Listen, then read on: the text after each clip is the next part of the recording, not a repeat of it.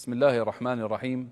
الحمد لله رب العالمين، والصلاة والسلام على رسوله الأمين وعلى آله وصحبه أجمعين.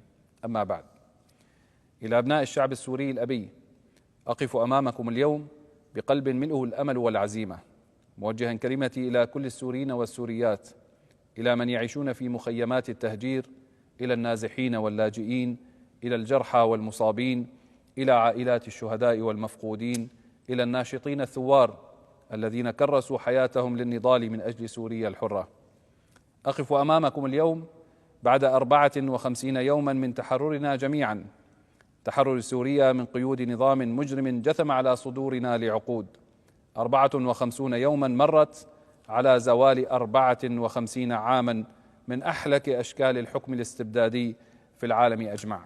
تحررت سوريا بفضل الله أولا، ثم بفضل كل إنسان ناضل في الداخل والخارج، كل إنسان ضحى بروحه ودمه ومنزله وماله وأمنه وأمانه. تحررت سوريا بالشهداء والمعتقلين والمعتقلات، والمعذبين والمعذبات، والمفقودين والمفقودات، وجميع أمهاتهم الثكالى وأهلهم المكلومين بسبب تضحياتهم وتضحياتكم جميعا. أقف هنا اليوم لنفتح معا فصلا جديدا في تاريخ بلدنا الحبيب.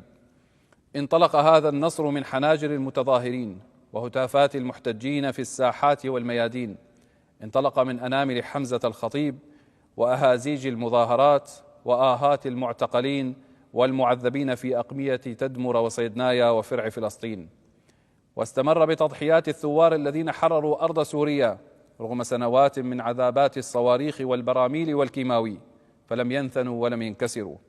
أيها الإخوة والأخوات، تسلمت بالأمس مسؤولية البلاد، وذلك بعد مشاورات مكثفة مع الخبراء القانونيين لضمان سير العملية السياسية ضمن الأعراف القانونية وبما يمنحها الشرعية اللازمة. ومن هنا أخاطبكم اليوم بصفتي رئيسا لسوريا في هذه الفترة المصيرية، سائلا الله أن يوفقنا جميعا للنهوض بوطننا وتجاوز التحديات التي نواجهها، ولن يكون ذلك إلا بتكاتف الجميع شعبا وقيادة. أحدثكم اليوم لا كحاكم بل كخادم لوطننا الجريح، ساعيا بكل ما أوتيت من قوة وإرادة لتحقيق وحدة سوريا ونهضتها، مستصحبين جميعا أن هذه مرحلة انتقالية، وهي جزء من عملية سياسية تتطلب مشاركة حقيقية لكل السوريين والسوريات في الداخل والخارج لبناء مستقبلهم بحرية وكرامة دون إقصاء أو تهميش. وسنعمل على تشكيل حكومة انتقالية شاملة تعبر عن